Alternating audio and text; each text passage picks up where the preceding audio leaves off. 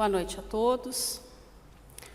Vamos dar início, seguir o nosso estudo do livro Boa Nova, uma psicografia do nosso irmão Humberto de Campos, pelo Chico Xavier. Hoje nós vamos trabalhar um pouquinho, uma história bastante conhecida, uma história bíblica bastante conhecida, nós já ouvimos falar muitas vezes. O tema hoje, então, é pecado e punição.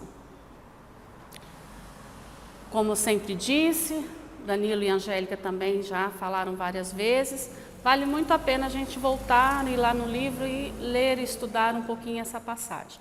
E aí a gente vai estudar aqui no livro Boa Nova, e eu trouxe uma outra história também do nosso irmão Humberto de Campos, fazendo um paralelo a essa história de hoje, uma situação, o que aconteceu depois dessa passagem que a gente vai estudar aqui um pouquinho. Então, Jesus já estava ali, já nas suas pregações, ele já tinha trabalhado bastante, os discípulos já conheciam, e eles estavam assim reunidos numa praça, como conta aqui, numa praça pública, bem típico de Jesus, no meio da multidão, junto com quem precisava, necessitava. Jesus curava, estava curando os leprosos, os doentes.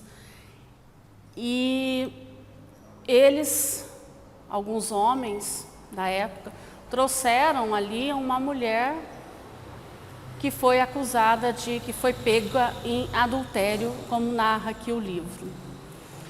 E Jesus, muito calmo, muito tranquilo, ele volta para essa história e dá um desfecho assim muito lindo, de bastante reflexão para a gente, principalmente nós hoje passando por situações tão complexas, tão difíceis, e quando a gente quer tomar algum partido, é bom pensar nessa história, analisar o certo, o que existe por trás.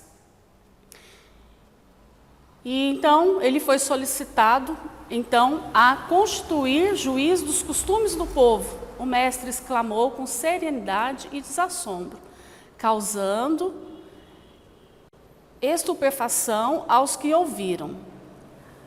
Então é aquela velha frase que nós já ouvimos várias vezes. Jesus apenas disse, porque eles queriam apedrejar aquela mulher, Então ele vira para a multidão e apenas fala assim: aquele que estiver sem pecado, atire a primeira pedra. O que a história nos coloca é o seguinte: Jesus, naquele momento, quando ele para, ele pensa, ele fica ali agachadinho, desenhando no chão, como conta aqui o livro, ele não podia ir contra as leis mosaicas, as leis de Moisés. Ele não podia, de forma alguma, contrariar. Por outro lado, ele precisava acalentar aquele coração e, principalmente, apaziguar os corações daqueles que queriam apedrejar, que queriam condenar a pobre mulher, porque foi pega pecando, entre aspas. E o que acontece que Jesus, o grande psicólogo, o maior psicólogo, ele não dá uma resposta, ele devolve a pergunta, Então, você tem pecado? Você é puro? O que esse livro já nos perguntou algumas vezes aqui, até onde nós estudamos, você já edificou o reino de Deus no teu coração? Aqui ele pergunta basicamente isso. Vocês são puros o suficiente para condenar essa mulher? Então, a assembleia toda, aquele pessoal todo que estava lá, ficou surpreso por conta dessa situação, por conta dessa pergunta de Jesus. Aquele que estiver sem pecado, atire a primeira pedra. É bom que gravamos isso na nossa memória. É bom que pensemos sempre nisso, toda vez que os nossos lábios a gente está ali querendo exaltar com alguém, né? As acusações morreram nos lábios dos mais exaltados. A multidão ensimesmava-se para compreender a própria situação. Enquanto isto, o mestre punha-se a escrever no solo despreocupadamente. Ele estava tranquilo sobre a situação. Aos poucos, todo mundo foi saindo. Foi deixando o local ali. Ficou então só Jesus e alguns discípulos que se conservavam, tendo ao lado a mulher com as faces ocultas pelas mãos. Em dado instante, o mestre ergueu a fronte e perguntou à infeliz: mulher, onde estão os seus juízes? Observando que a pecadora lhe respondia apenas com um olhar reconhecido, onde as lágrimas aljofravam, num misto de agradecimento e alegria, Jesus continuou: ninguém te condenou. Também eu não te condeno. Vai e não peques mais. Então a mulher saiu, toda alegre, feliz com a generosidade do Cristo. Ela ficou imensamente alegre, né? E renovada, que a partir dali o mundo dela se transformou. Então, a partir daquele momento que ela teve esse encontro com Jesus, que Jesus vem e afaga, que Jesus vem e a abraça sem acusar, e livra ela da morte. Porque o que eles queriam, a intenção dessa mulher era a seguinte: ela foi pega, falaram que ela tinha pecado, ela precisava ser punida em praça pública, mas na verdade o que existia por trás ali eram que eles queriam botar Jesus na parede. Vamos ver o que Jesus vai fazer, porque se ele for contra a lei, ele não pode ir contra a lei de Moisés. E era uma situação assim que eles não viam saída, até que Jesus vai e coloca isso. Ninguém pode falar nada para ela, porque vocês também pecam, vocês também são sujos, condenados. Então ali ele condena o pecado, mas acolhe o pecador. E pede que vá e tente não fazer mais nada, né? Mas ele estava reunido com seus discípulos, com alguns dos seus discípulos. E João estava junto com ele. E João não compreende. E João fica assim preocupado, falando: mestre, como assim? Você está perdoando, você deixou que a mulher fosse embora, isso vai trazer, ela é uma meretriz, ela é infame, isso vai trazer muita coisa ruim. Primeiro, né, está errado, não pode ser. Eles estavam vivendo aquela lei. Então João se aproximou e interrogou: mestre, por que não condenastes a meretriz de vida infame? Jesus fixou no discípulo o olhar calmo e bondoso e disse: quais as razões que aduzes em favor dessa condenação? Por quê, João? Quer condenar por quê? Sabes o motivo por que essa mulher se prostituiu? Terá sofrido alguma vez a dureza das vicissitudes que ela atravessou em sua vida? Em vez a dureza das vicissitudes que ela ignoras o vulto das necessidades e das tentações que fizeram-a sucumbir no meio do caminho? Não sabes quantas vezes tem sido ela objeto de escárnio dos pais, dos filhos e dos irmãos, das mulheres mais infelizes, mais felizes? Aqui, quando Jesus coloca isso, depois no textinho aqui de Humberto de Campos, nos contos de Humberto de Campos, Jesus sabia muito bem quem era essa mulher. Ele sabia muito bem o que existia por trás daquilo. O olhar do grande psicólogo, do mestre Jesus, era muito maior, a sensibilidade dele era muito maior, porque é o mestre. Então, ele tinha uma visão lá na frente que os demais não tinham. Entretanto, João, defendendo os princípios da lei antiga, ele estava defendendo Jesus. Ele falou, olha, Jesus, você pode se complicar por defender essa meretriz. Ele não estava muito preocupado com ela. Entretanto, exclamou João, defendendo os princípios da lei antiga, ela pecou e fez jus à punição. Não está escrito que os homens pagarão centil por seus próprios erros? Aí o mestre dá uma resposta belíssima. Ninguém pode contestar que ela tenha pecado. Ela pecou, ela errou. Quem estará irrepreensível na face da terra?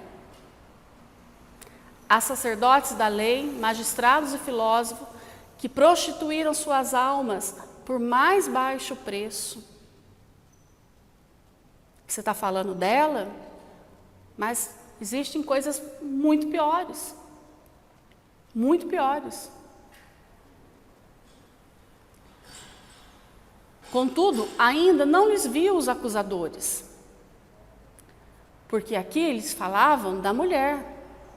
Ela estava em pecado. Mas e quem a prostituiu?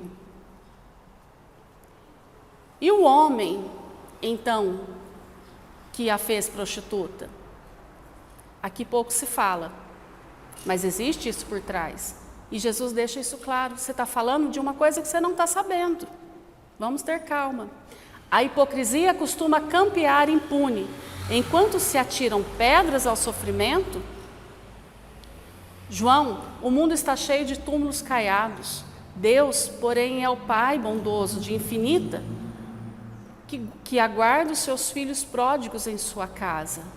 Poder-se-ia desejar que uma pecadora humilde,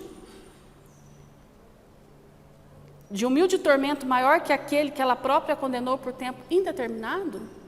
Ou seja, o sofrimento que ela já traz na sua consciência já é o seu grande castigo. Ela já vai passar, ela já vai pagar por tudo isso, e ainda a gente tem que ainda condenar mais? Quantas vezes lhe tem faltado pão na boca faminta, ou a manifestação de um carinho sincero à alma angustiada? Jesus, quando falava isso aqui, ele sabia exatamente, ele já tinha traçado exatamente a história de vida que aquela mulher trazia, que estava escura, que estava obscura ainda. É que em todos os planos da vida, o instinto da justiça divina funciona naturalmente com seus princípios e compensação. Cada ser traz consigo a fagulha sagrada do Criador, o santuário da sua presença ou a muralha sombria da negação. Mas só a luz e o bem são eternos, e um dia todos os redutos do mal cairão para que Deus resplandeça no espírito dos seus filhos. Ou seja, está em pecado, é um homem mau, mas Deus vê. Aquele encontro lindo que Jesus teve com Públio Lentulus, com o senador romano, ele fala, ou me segue agora, ou você vai me seguir daqui 2000 anos. Porque ele via naquele homem enérgico, naquele homem de poder, toda a bondade e toda a capacidade que ele ia ter, que ele tinha dentro de si, porque ele trazia a fagulha divina. A gente adianta um pouco a história, depois ele vê em Paulo de Tarso. Aquele que matou, aquele que perseguiu. Ele cai diante de Jesus e, Senhor, o que eu quero que eu faça? É o encontro do mestre com o espírito fracassado. E ali se encontram e se renovam. E aqui é a mesma história. Então Jesus ele só deixa assim, a princípio você vê um homem mau. A princípio você vê quem está pecando, quem está errando, como um ser qualquer. Mas não, é uma obra divina. Hoje ele está nessa situação porque ele ainda não está na escola divina, na escola preparatória para a evolução. mas tão logo ele será meu, basicamente. Cada ser traz consigo a fagulha sagrada do Criador dentro de si. Vós sois deuses, porventura não sabe que a herança de um pai se divide entre os filhos em partes iguais? Somos e teremos essa parte, quando assim quisermos. As criaturas transviadas são as que não souberam entrar na posse do seu quinhão divino, permutando pela satisfação dos seus caprichos no desregramento ou no abuso, ou no crime, pagando alto preço pelas suas decisões voluntárias. Examinando a situação por esse prisma, temos de reconhecer no mundo uma vasta escola de regeneração, onde todas as criaturas se reabilitam da traição dos seus próprios deveres. A Terra, ela é tida como um grande hospital. O pecado, como Jesus coloca aqui, são as doenças. O Evangelho é o condutor para a cura, para a nossa evolução. Ele é o que nos coloca no caminho. O Evangelho, quando nós trazemos ele para dentro dos nossos corações, nós buscamos então a perfeição, nós buscamos então sermos melhores dia a dia, sem olhar acusador, sem olhar de julgar, né? Então, o Evangelho, ele transporta a gente pela estrada da transformação, que deixa bem claro aqui para a gente. E então, segue aqui no livro Boa Nova, finaliza esse dia, essas lições de Jesus, e passamos então para uma outra situação. Então, pouco tempo depois do que aconteceu, né, do quase apedrejamento da mulher adúltera, então Jesus subiu para Cafarnaum, subiu de Cafarnaum para Jerusalém, acompanhado de alguns discípulos. Então eles chegaram lá, era um sábado, sob a fiscalização severa de espíritos rigoristas de sua época. Não foram poucos os paralíticos que Jesus curou, os fanáticos, né, os doentes que Jesus vinha. Então, onde ele passava, ele continuava fazendo as suas curas, né? Ele curava, ele consolava, ele abraçava. Então, assim, numa gloriosa redenção. E aí, Tiago, que estava ali por perto, vendo tantos cegos e aleijados aglomerados à passagem, Tiago interpelou: Mestre, sendo Deus tão misericordioso, por que pune seus filhos com defeitos e moléstias tão horríveis? Porque ele chegou lá, viu leprosos, né, os aleijados, conforme a gente já falou. Aí Jesus fala para ele assim: Tiago, você acredita mesmo que Deus, o nosso Pai, que é puro amor e bondade, que nos ama acima de tudo, Ele sai de onde está e vem para punir os seus filhos? Você acha mesmo? E continua: o Pai tem o seu plano terminado com respeito à criação inteira, mas dentro desse plano, aqui ele fala claramente das leis de ação e reação, das leis da reencarnação, né, das leis das nossas faltas, dos débitos que a gente comete e que depois a gente tem que passar, voltar um pouquinho, né, corrigir. O Pai tem o seu plano determinado com respeito à criação inteira, mas dentro desse plano, a cada criatura cabe a sua parte na edificação, pela qual terá de responder, abandonando o trabalho divino para viver ao sabor dos caprichos próprios. A alma cria para si situação correspondente, trabalhando para reintegrar-se no plano divino, depois de se haver deixado levar pelas sugestões funestas contrárias à sua própria paz. É a lei do livre-arbítrio. Aqui as pessoas, a gente vive uma situação que no futuro faz alguma coisa, que no futuro a gente precisa passar por determinadas situações para poder amenizar. Se eu matei, a minha proposta de uma próxima existência é que eu venha e traga vida. Eu não preciso ficar com aquilo que dente por dente, olho por olho, que eu vou matar e da mesma forma, não vou fazer isso, isso já foi. A gente tem que pensar ao contrário, se algo ruim que eu fiz, na próxima, eu tenho que vir fazer algo muito bom, para que essas leis sejam mais brandas e suaves. São leis eternas, leis divinas. Então João, ele compreendeu completamente, porque João estava ali do lado ouvindo, né? Tudo que Jesus ainda estava falando, né? Que falou para Tiago, né? Aí João, ele compreendeu que a palavra do Messias era a confirmação dos ensinamentos que ele ouvia dos lábios naquela tarde que a multidão exigia o apedrejamento daquela mulher. Então se afastaram e em seguida,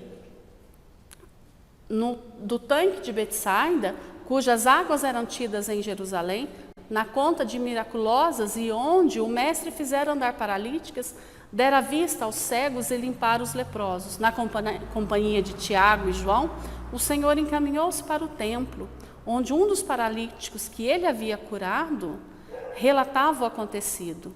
E ele estava cheio de alegria, cheio de esperança. Imagina um encontro com o mestre.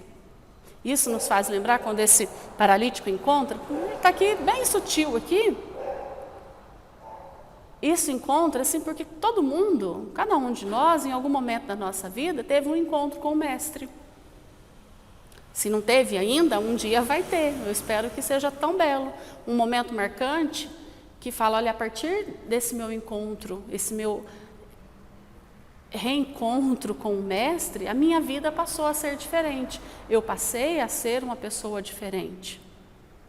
E esse encontro aqui, ele nos retrata isso, nosso encontro com o mestre, de lembrar desse ponto de partida de uma nova vida.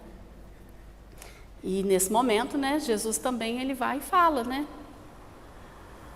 Vais e não peques mais, para que não te suceda coisa pior. E nesse relato, contando essa história dessa mulher, já finalizando, eu trouxe aqui também está lá no livro Contos e Apólogos do Irmão X, Humberto de Campos, o que aconteceu com essa mulher depois dessa cena brutal. Então, acabou essa cena brutal da mulher que quase foi apedrejada. Depois desses ensinamentos todos do mestre, que ele vai e fala para João, João, calma, não é assim. Por que você está acusando, né? Jesus tranquilamente, não é bem assim.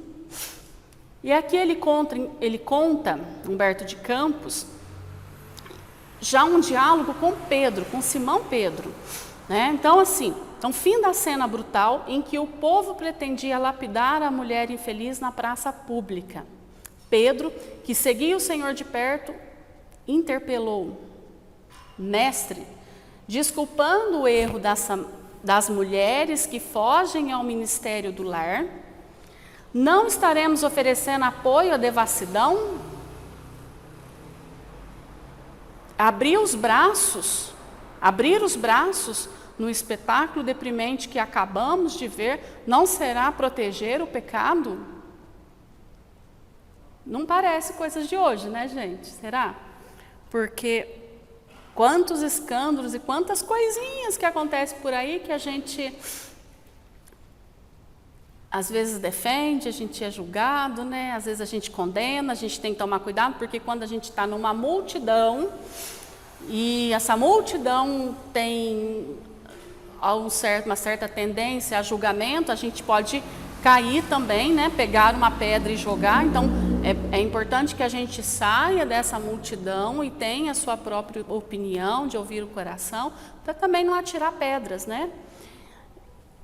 Porque se eu perdoo aquela pessoa que cometeu um crime, alguma coisa, se eu, não digo perdoo, mas se eu acolho essa pessoa, uma sociedade pode me julgar, mas Jesus aqui ele fala, né, baseado nessa pergunta de Pedro. Então Jesus meditou e respondeu: Simão, seremos sempre julgados pela medida com que julgamos os nossos semelhantes.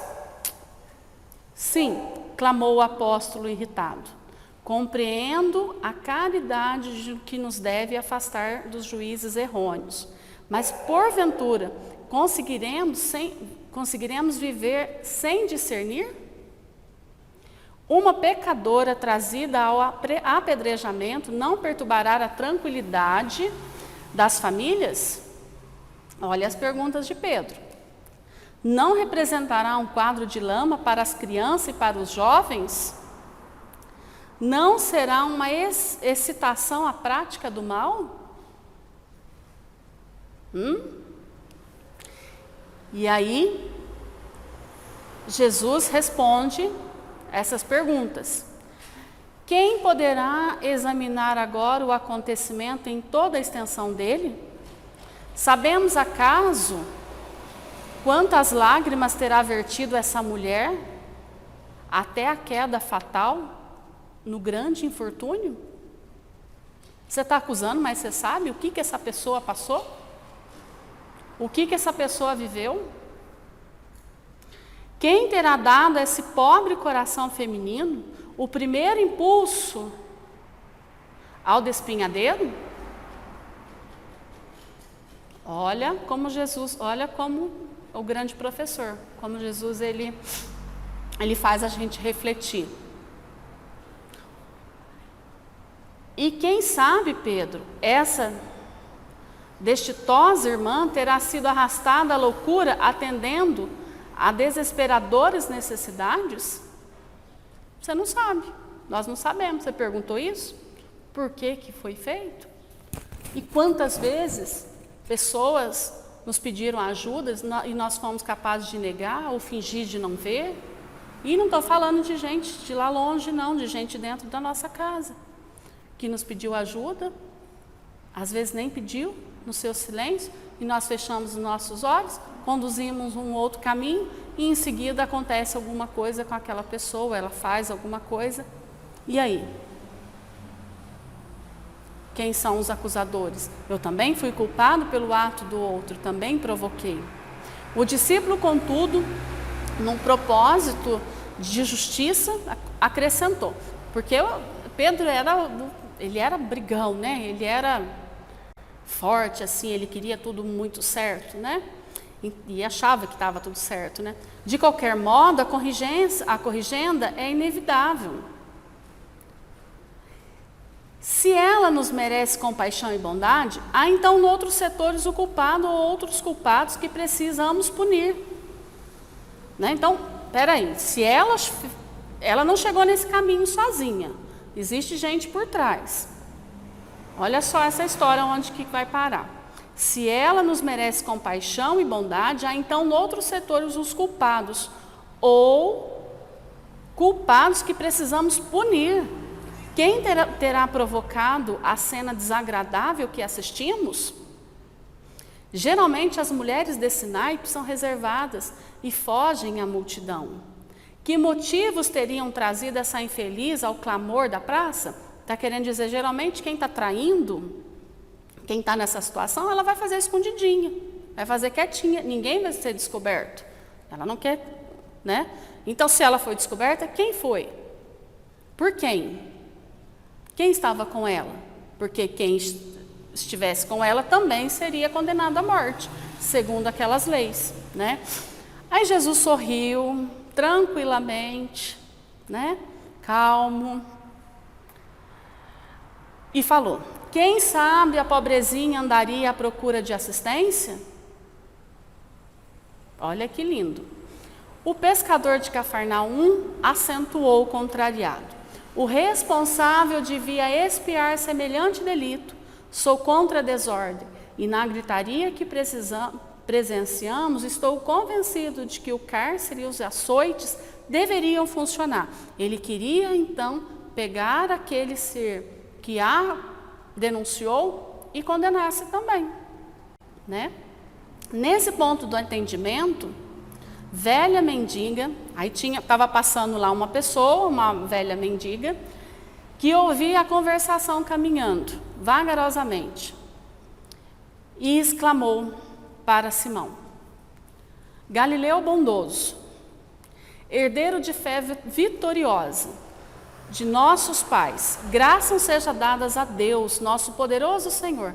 Aí nesse momento, ela conta quem era aquela mulher que foi condenada, que estava ali.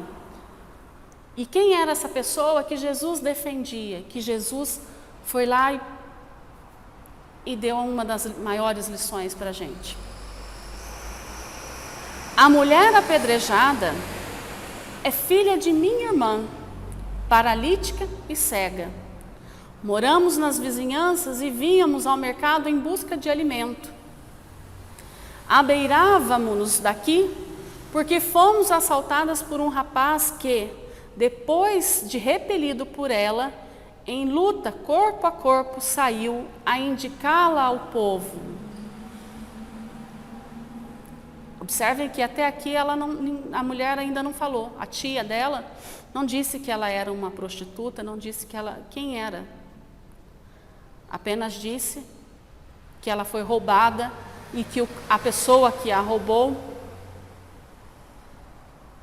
foi lá e a denunciou. E saiu a indicá-la ao povo para a lapidação.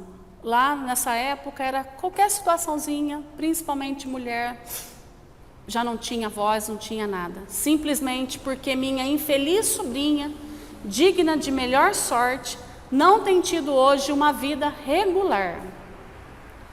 Ambas estamos feridas e com dificuldades. Tornaremos para casa. Se é possível, Galileu generoso, restabeleça a verdade e faze a justiça. E aí, Simão Pedro, ele foi e gritou, muito nervoso. E onde está esse miserável? Essa pessoa que denunciou, onde está? Quem é? Aí a mulher falou, está ali, informou a velhinha. E aí Simão, ele vai até esse lugar, essa casa, né? E Jesus estava ali só observando a cena, calmo e sereno, como um bom mestre. E atrás de uma porta antiga,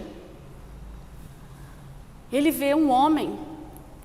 E ele então puxa esse homem, e quando ele já estava ali para pegar ele com os punhos cerrados, como conta o texto, ele parou, ficou pálido, estático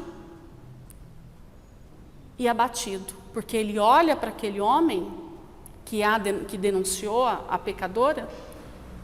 Então o autor daquela cena triste era Efraim, o filho de Jafar, pupilo de sua sogra e comensal da sua própria mesa.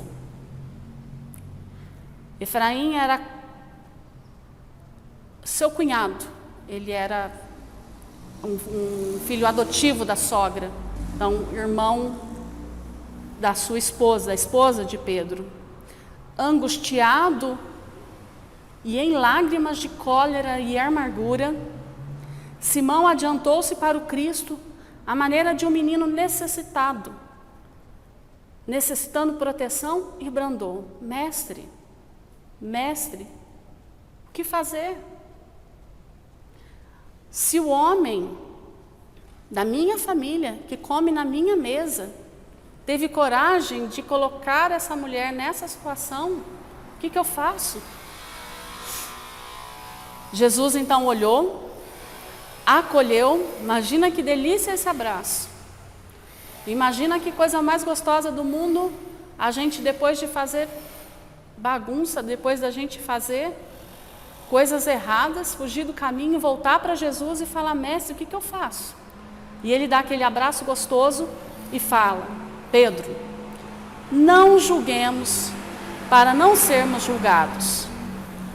Aprendamos, contudo, discernir. Essa é a mensagem de hoje. Não julguemos para não sermos julgados. Não importa o que o outro fez. Ele fez coisa errada, coisa ruim. Existe a lei da reparação. Ele vai reparar lá na frente e vai voltar. E é muito fácil quando nós caímos em situação de julgar o outro. Mas assim como Pedro, quando ele viu que era uma situação de dentro da casa dele, ele muda. Então, quando a gente julga um de fora, é uma situação. Agora, aqueles que caminham com a gente, para a gente julgar, aí a gente vai ser mais brando, mais ameno, mais delicado. Nós já não vamos querer mais o açoite, porque ele a gente conhece, ele está meio fora do caminho, mas ele vai voltar, ele não é assim. Essa é a mensagem que eu trouxe.